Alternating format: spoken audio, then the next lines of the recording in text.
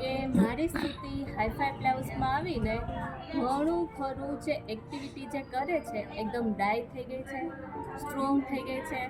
અને ભણવામાં જે આપણે વેકેશન ખુલ્યું ત્યારે છમાસિક આપણે જોઈએ ત્યાં સુધી એના રાઇટિંગ ને એવું બધું એ કરતી હતી, પણ છમાસિક પછી જે કોર્સમાં એ સ્પેલિંગ, વોવેલ્સ બધું સરસ એવું બોલે છે. અને અહીંયા મેડમ એને રાઇમ્સ બુક મેં ક્યારેય કરાવી નથી. સ્તુતિની રાઇમ્સ તમે જુઓ તો એ આખી ડીટો ટુ ડીટો પેજ ફેરવતી જાય, એને ડ્રોઈંગ કંઈ ખબર છે અને રાઇમ્સ કઈ રીતે બોલવાની એ એના મેડમે એને સરસ રીતે શીખવાડેલું છે. એટલે આખી બુકમાં બધી રાઇમ્સ એને આવડે છે. અને પછી સ્ટોરી, જે સ્ટોરી એને મેડમે કીધું હતું હમણાં 2-3 દિવસથી કહે છે કે મમ્મી તું મને સ્ટોરી કરાવ, એટલે અહીંયા સ્કૂલે એને મેડમ સ્ટોરી કરાવે છે. એટલે ઘરે જે આપણે એને પૂછીએ ને તો અમુક જે પેરેગ્રાફ છે એને આવડે છે. મેં તો ક્યારેય એને રીડ કરાવ્યું જ નથી, કેમ કે મને એમ થાય કે હજી ઘણી નાની છે, પણ એ સરસ મજાની સ્ટોરી કરી લે છે અને શીખવાડે છે એના ભાઈને.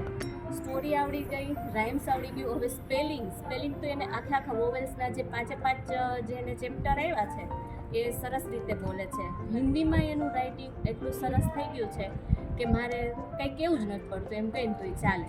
એટલે સ્તુતિ 5 વર્ષની થઈ, એને સ્કૂલેથી ઇન્સ્ટ્રક્શન મસ્ત રીતે લખતા આવડે છે, ડેટ એવું બધું સરસ એ જાતે નોટ કરતા આવડી ગયું છે. અને હિન્દી સરસ રીતના સ્પીક કરે છે, ઇંગ્લિશ સરસ બોલે છે, બધું સારી રીતના પરફોર્મ કરે છે.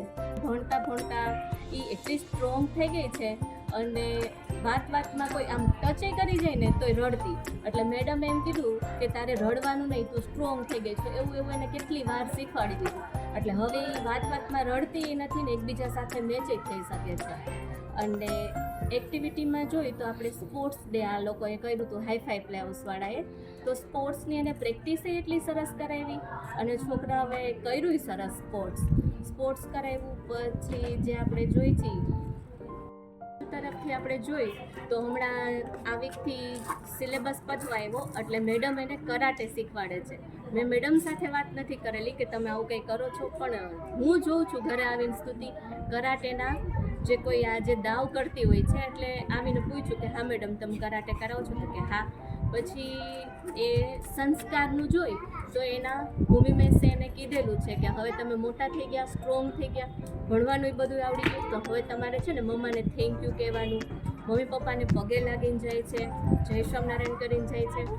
અને પ્લસ એ જમવા બેસે ને ત્યારે મેડમે આમ પ્રે કરવાની કીધી છે, તો એને ડીશ આપણે આપી દઈ તો એ પ્રે કરે, થેન્ક યુ ગોડ એવું કંઈક એ બોલે છે. બોલે, જમી લે અને પછી પ્લેટ હું ના પાડું ને તો એ 2 દિવસથી હું જોઉં છું કે એ મૂકવા જાય છે. એટલે સંસ્કાર કહે તો મેડમે સંસ્કાર એટલા સરસ કરાવી દીધા છે. Rhymes, story, spelling, writing, Hindi writing બધા ઉપર સરસ એવી ભાર મૂકો છે. અને ખાસ તો થેન્ક યુ કહું છું ભૂમિ મિસને કે મારી સ્તુતિ એકદમ મારે આમ થોડીક પહોંચી હતી, ઢીલી પહોંચી હતી, કંઈક આમ બહુ રોવું આવી જતું, પણ હવે સરસ એવી સ્ટ્રોંગ કરી દીધી છે. તો thank you hi fi blouse, thank you Bhumi miss.